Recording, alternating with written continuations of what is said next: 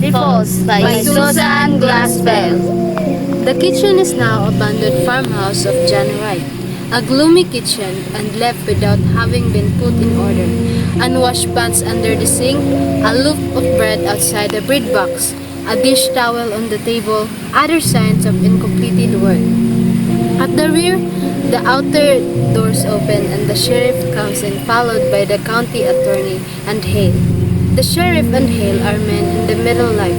The county attorney is a young man. All are much bundled up and go at once to the stove. They are followed by the two women. The sheriff's wife's first.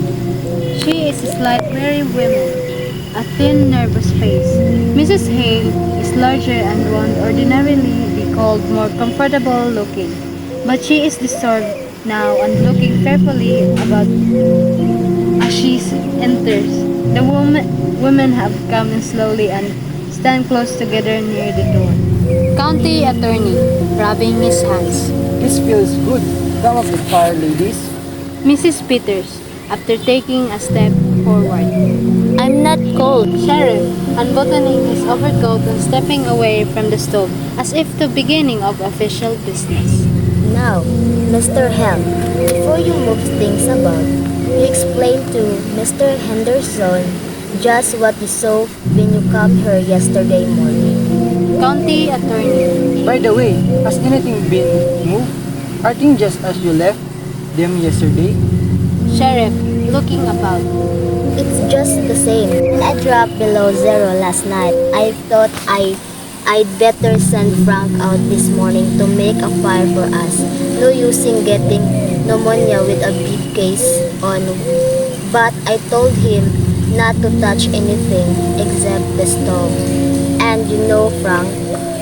County attorney. Somebody should have been left here yesterday. Sheriff. Oh, yesterday, when I had to send Frank to Morris Center for that man who went crazy. I want you to know I had my hand full yesterday. I know you could get back from Omaha by today, and as long as I want over everything her myself. County attorney. Well, Mr. Hill, tell just what happened when you came here yesterday morning. Hey. Harry and I had started to town with a load of potatoes. We came along the road from my place and I asked her, I said, I am going to see if I can get John Wright to go in with me on a party telephone. I spoke to Wright about it once before and he put me off, saying folks talk too much anyway. And all he asked was peace and quiet. I guess you know about how much he talked himself, but I thought maybe if I went to the house and I talked about it before his wife. So I said to Harry that I didn't know as what his wife wanted made much different to John. County attorney. Let's talk about that letter, Mr. Hill. I want to talk about that, but tell me now just what happened when you got to the house. Hale. I didn't hear or see anything. I knocked at the door and it was all quiet inside. I knew they must be up. It was past 8 o'clock, so I knocked again and I thought I heard somebody say, "Come in." I wasn't sure. I'm not sure yet, but I opened the door. This door, Indicating the door by which the two women are still standing. and there in the rocker, Pointing to it. sat Mr. Wright. They all look at the rocker. County attorney. What was she doing? Hale. She was rocking back and forth. She had her apron in her hand and was kind of tipping it. County attorney. And how did she look? Hale.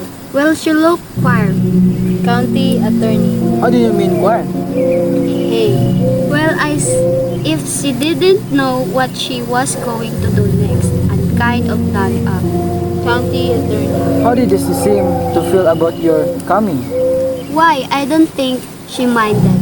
One way or another, she didn't pay much attention. I said, "How do Mr. Wright? It's cold, isn't it?" And And I said, is it? And went on kind of flitting at her apron. Well, I was surprised she didn't ask me to come up the stove or to sit down, but just sat there, not even looking at me. So I said, I want to see John, and then she laughed. I guess you would call it a laugh. I thought of Harry and the team outside, so I said a little sharp, can't I see John? No, she says kind of doll-like. Isn't he come? Says, yes, says she. He's home. Then why can't I see him? I asked her, out of patience. Cause he's dead, says I. She just nodded her head. She just nodded her head. Not what to say. She just pointed upstairs like that. Himself, pointing to the room above. I got up with the idea of going up there. I walked from there to here. Then I said, why, what did he die of? He died of a rope around his neck, says she, and just went on pleating at her apron. While I went out and called Harry, I thought I might need help. We went upstairs and there he was lying. County Attorney. I think I'd rather have you go into the upstairs where you can point it all out. Just go on now with the rest of the story. Hale. Well, my first thought was to get the rope off. I thought it looked Stops his face twitches. but Harry, he went up to him and he said, no, he's dead all right, and we'd better not touch anything. So we went back downstairs. She was still sitting that same way. Has nobody been notified? I asked. No, says she, unconcerned. Who did this? Mr. Wright, said Harry. He said it businesslike, and she stopped flitting of her apron. I don't know, she says. You don't know? Says Harry. No, yes, see. Weren't you sleeping in the bed with him? Says Harry.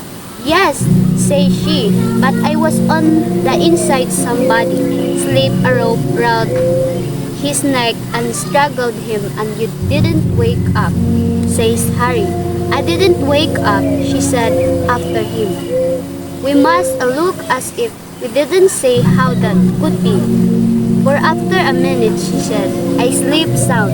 Harry was going to ask her more questions, but I said maybe we ought let her tell her story first to the coroner or the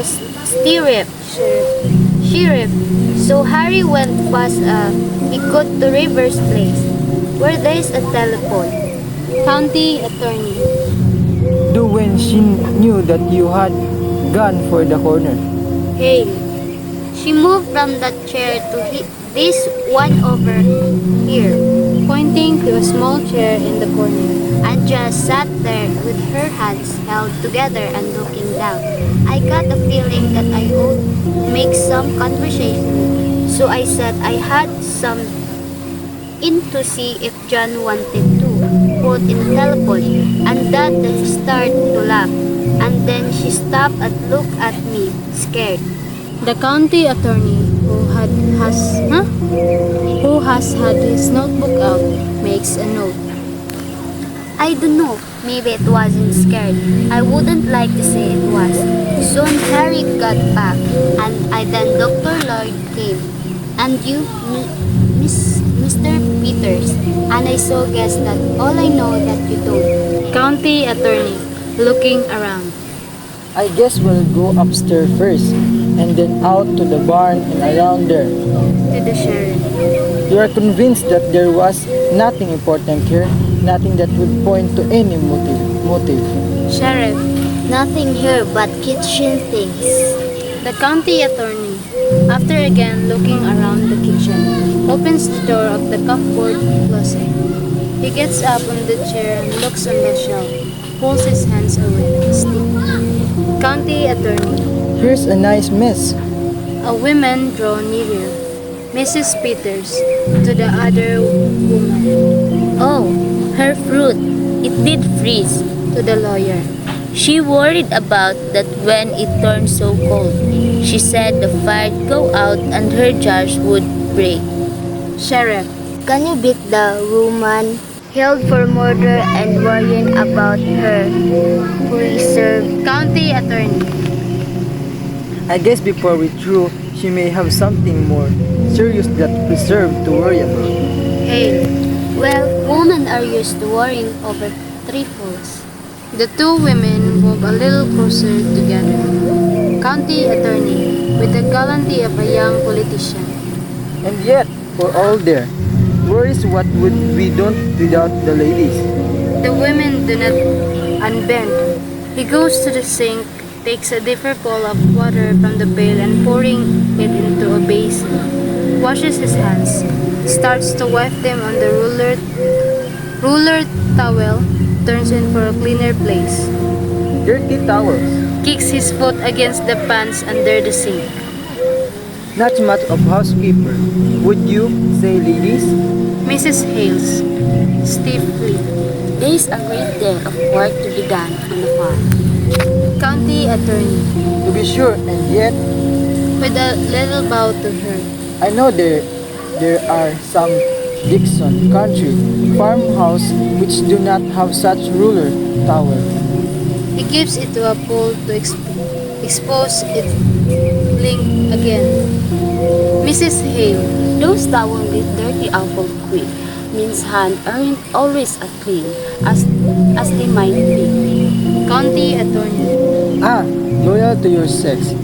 I see, but you and Mrs. Wright were neighbor, and suppose you were friend too.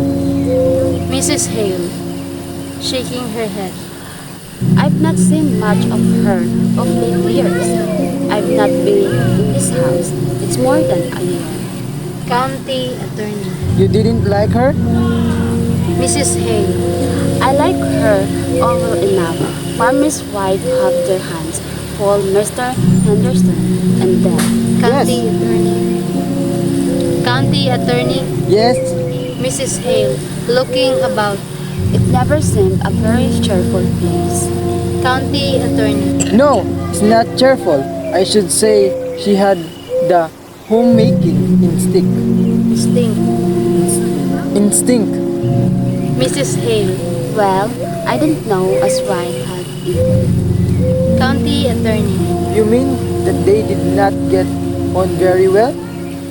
Mrs. Hale, No, I don't mean anything, but I don't think a place be any cheerfuler for John Rice being in. County Attorney, Would you like to talk more of that a little later? I want to get the lay of things upstairs now.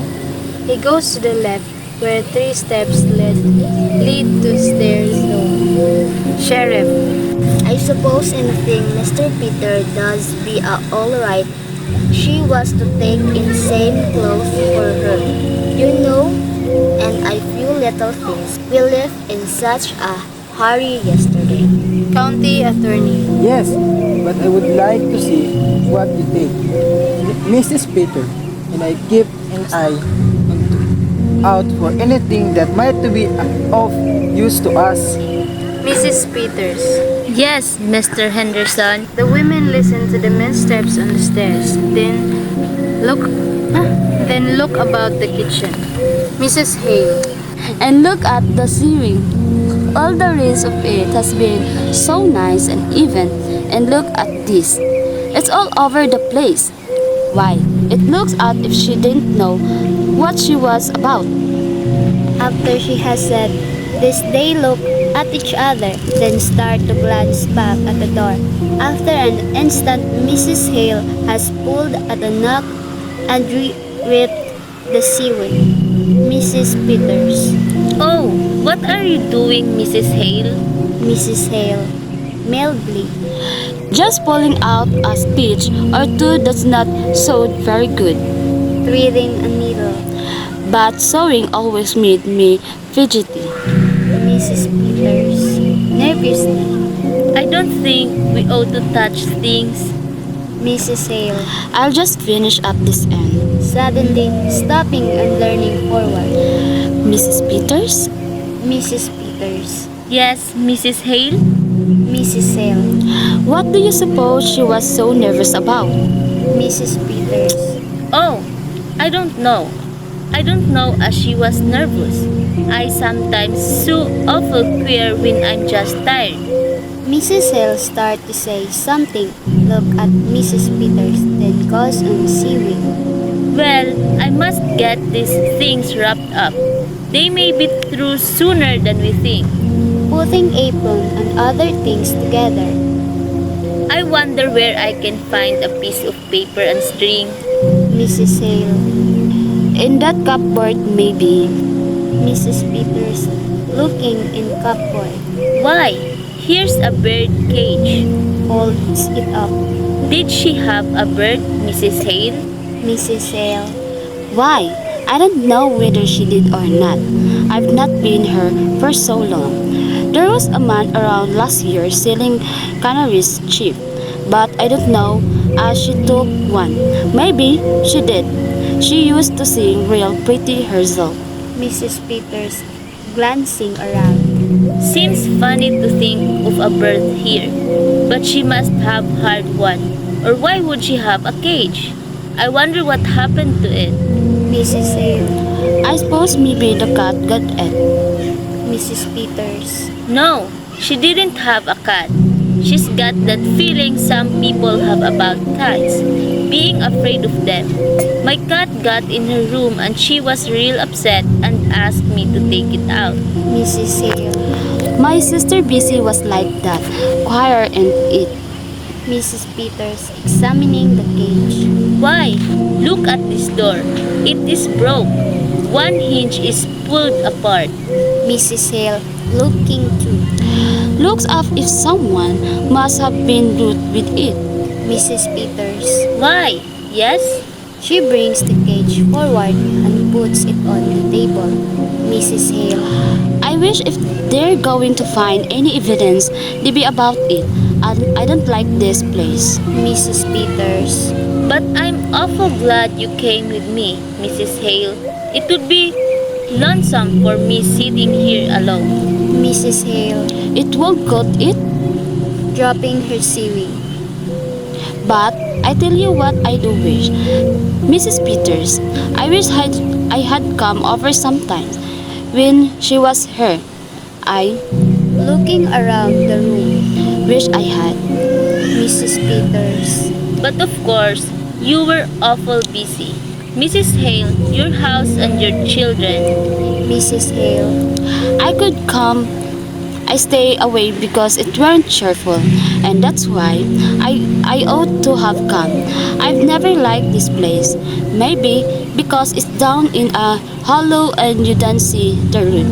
I don't know what it is, but it's a lonesome place and always was.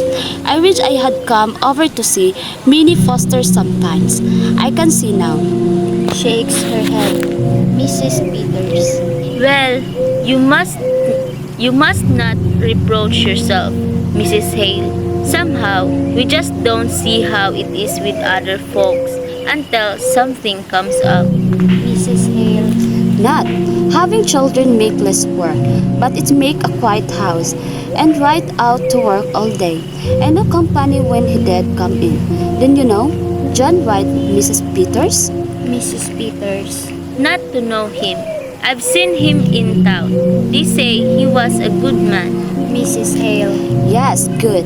He didn't drink and keep his word as well as most, I guess, and paid his debts. But he was hard man, Mrs. Peters, just to pass the time of day with him. Shivers. Like a rook wine to get to the bone. Pusses her eye falling in the cage. I should think she would. I want a bird. But what do you suppose with it? Mrs. Peters. I don't know, unless it got sick and died. She reaches over the broken door, swings it again. Both women watch it. Mrs. Hale. You weren't real strong to her, were you? Mrs. Peters shakes her head. You didn't know her? Mrs. Peters. Not till they brought her yesterday. Mrs. Hale. She, come to think of it, she was kind of like a bird herself. Real sweet and pretty, but kind of timid and fluttery. How she did change. Why? I think that's a real nice idea, Mrs. Hale. There couldn't possibly be any objection to it. Good there? Now, just what would I take? I wonder if her patches are in here and her things. They look in the sewing basket. Mrs. Hale Here's some bread. I expect this has got saving things in it. brings out a fancy box. What a pretty box. Looks like something somebody will give you. Maybe her sisters are in her. Open box. Suddenly puts her hand to her nose. Why? Mrs. Peter bends nearer, then turns her face away. There's something wrapped up in this piece of silk. Mrs. Peters. Why? This isn't her scissors? Mrs. Hale, lifting the silk. Oh, Mrs. Peter, it's. Mrs. Peters bends closer. Mrs. Peters. It's the bird. Mrs. Hale, jumping up. But Mrs. Peters, look at it. Its neck. Look at it. Its neck. It's all other side too. Somebody wrung its neck. Their eyes meet. A look of growing comprehension, of horror. Steps are heard inside. Mrs. Hale slips bags under quilt pieces and sinks into her chair. Enter Sheriff and County Attorney Mrs. Peters. Rises. County Attorney. As one turning from serious things a little disinterest. Well, ladies, have you decided whether she was going to quilt it or not it? Mrs. Peters. We think she was going to not it. County Attorney. Well, that's interesting, I'm sure. Seeing the bird cage. Has the bird flown? Mrs. Lee. Putting more quilled pieces over the box. We think the cat got it. County Attorney. Well, not now. They're superstitious. You know, they live. County Attorney. To Sheriff Peters. Continuing an interrupted conversation. No, no sign of at all of anyone having come from the outside. Their own rope. Now let's go up again. Go over it piece by piece. They start upstairs. I would have to have been someone who knew just the. Mrs. Peters sits down. The two women sit there not looking at one another as if peering into something and at the same time holding back. When they talk now, it is the manner of feeling their way over strange ground, as if afraid of what they are saying, but as if they not help saying it. Mrs. Hale. She liked the bird. She was going to bury it in that pretty box. Mrs. Peters in a whisper. When I was a girl, my kitten, there was a boy took a hatchet, and before my eyes, and before I could get there. And before I could get there, Covers her face an instant. If they hadn't held me back, I would have. Catches herself. Looks upstairs where steps are heard. Falters quickly. Hurt him. Mrs. Hale, with a slow look around her. I wonder how it will seem never to have had any children around. Pause. No, Bright would like the bird. A thing that sang. She was used to sing. He called that too. Mrs. Peters, moving uneasily. We don't know who killed the bird. Mrs. Hale. I know John Wright. Mrs. Peters. It was an awful thing was done in this house that night. Mrs. Hale, killing a man while he slept, slipping a rope around his neck that choked the life out of him. Mrs. Hale. His neck choked the life out of him. Her hand goes out and breast of the bird cage. Mrs. Hale, with a rising voice. We don't know who killed him. We don't know. Mrs. Hale. her own feeling not interrupted. If there have been years and years of nothing, then a bird to sing to you, it would be awful. Still, after the bird was still. Mrs. Peters, something within her speaking. I know what stillness is. When we homesteaded in Dakota and my first baby died after he was 2 years old and me with no other dad. Mrs. Hale, moving. How soon do you suppose they'll be through? Looking for the evidence? Mrs. Peters, I know what stillness is. pulling herself back. The law has got to punish crime, Mrs. Hale. Mrs. Hale, not as if answering that. I wish not send Minnie Foster when she wore a white dress with blue ribbons and stood up there in the car and sang. A look around the room. Oh, I wish I'd come over her once in a while. That was a crime. That was a crime. Who's going to punish that? Mrs. Peters, looking upstairs. We must not. Take on. Mrs. Hale, I might have known she needed help. I know how things can be for women. I tell you, it's queer, Mrs. Peters. We live close together and we live far apart. We all go through the same things. It's all just a different kind of the same thing. crosses her eyes, noticing noticing the bottle of fruit, reaches out for it. If I was you, I would tell her. Fruit was gone. Tell her it in. Tell her it's all right. Take this in to prove it to her. She may never know whether it was broke or not. Mrs. Peters takes the bottle, looks about for something to wrap it in. Takes petticoat from the clothes brought from the other room. Very nervously begins unwinding this around the bottle in a false voice. My, it's a good thing the men couldn't hear us. Wouldn't they just laugh? Getting all stirred up over a little thing like a dead canary. As if that could have anything to do with wouldn't they laugh? The men are heard coming downstairs. Mrs. Hale, under her breath. Maybe they would. Maybe they wouldn't. County Attorney. No, Peter. It's all perfectly clear except a reason for doing it. But, you know, curious, when it's come to women, if there was some definite things, something to show, something to make story about, I think that would connect up with this strange way of doing it. The women's eyes met for an instant. Enter Hale from outer door. Hale. Well, I've got the them around. Pity who's out there. County Attorney. I'm going to stay here and while by myself. To the sheriff. You can send Frank out for me, can you?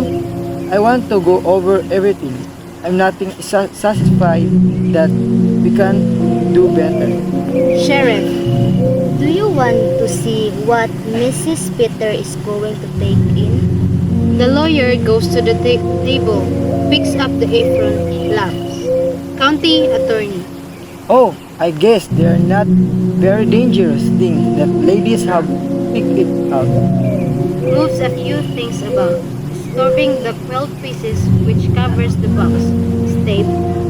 Steps back. No, Mrs. Peter does not need supervising. For that matter, and shepherding wife is married to the law. Everything's of the way, Mrs. Peter. Mrs. Peters. Not just that way. Sheriff, chuckling. Married to the law? Move towards the other room. I just want you to come in here a minute, George. We ought to take a look at this window. County Attorney. Oh. Scoffingly. Oh, windows. Sheriff. We'll be right out, Mr. Hill. Hale goes outside. The sheriff follows the county attorney into the other room. Then, Mrs. Hale rises, hands tied together, looking intensely at Mrs. Peters, whose eyes make a slow turn, finally meeting Mrs. Hale's. A moment Mrs. Hales holds her, then her own eyes point the way to where the box is concealed. Suddenly, Mrs. Peters threw back 12 pieces and tries to put in the box. In the bag she is wearing. It is too big. She opens box, starts to take bird out, cannot touch it, goes to pieces, stands there helplessly. Sense of a knob turning into other room, Mrs. Hale snatches the box and puts it in the pocket of her big coat. Enter county attorney and sheriff. County attorney. Well, Henry, at least we found out that she was not going to file it. She was going to. What is it? You can call it, ladies. Mrs. Hale, her hand against her pocket. We call it not it, Mr. Henderson. Courting.